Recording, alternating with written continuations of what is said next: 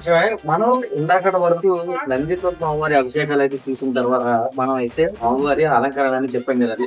ఆ వీడియోలు కూడా మీరు ఎంతో చక్కగా చూశారు. చూడండి బ్యాక్ సైడ్ శ్రీ నందీశ్వర స్వామివారి అలంకరణ అద్భుతంగా ఉన్నది. అలాగే స్వామివారిని కూడా ఉదయం పూట మనకి ఎంతో అంగరంగ వైభవంగా అభిషేకాలు అన్ని నిర్వహించిన అనంతరం అలంకరణ కూడా చూపించడం అయితే జరుగుతుంది. ఒకసారి ఆ స్వామివారి అలంకరణ చూసి దర్శనం చేసుకుని ఓం నమః శివాయ అని కామెంట్ చేయాల్సిందిగా కూర్చున్నా.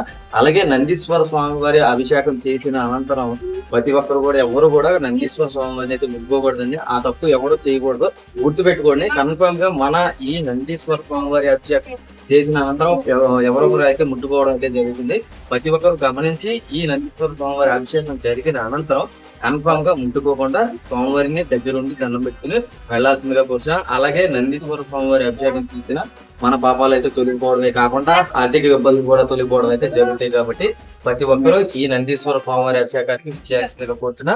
మళ్ళీ ఎప్పుడు జరుగుతాయి అన్నది కూడా మన యూట్యూబ్ ఛానల్లో వస్తాయి. కాబట్టి కంపల్సరీ ప్రతి ఒక్కరూ ఎంజీ రాజు ట్రావెల్స్ ని సంప్రదించాల్సిందిగా కూర్చున్నా. అలాగే సబ్స్క్రైబ్ చేసుకోండి, లైక్ చేయండి, షేర్ చేయండి. ఇక్కడతో ఈ టెంపుల్ వీడియో ఎండ్ చేయడం అయితే జరుగుతుంది. సర్వేజన సుగుణ భావంతో మళ్ళీ మరొక మంచి వీడియోతో కలుసుకుంటాం.